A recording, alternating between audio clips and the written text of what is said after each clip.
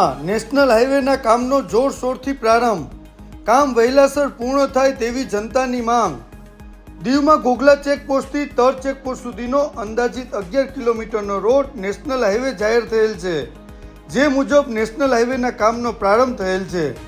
આ કામ કોહિનૂર હોટેલથી મલાલા ફાટક અને મલાલા ફાટકથી તર ચેકપોસ્ટ સુધીનો રહેશે. આ માર્ગ 30 મીટર પહોળો રહેશે. દીવ કોગલાના રસ્તાઓ છેલ્લા 5 વર્ષથી કામ ચાલુ છે, પરંતુ હજુ પૂર્ણ થયું નથી. જેથી દીવ જિલ્લાની જનતા પણ વિચારે છે કે આ નેશનલ હાઈવેનું કામ ક્યારે પૂર્ણ થશે.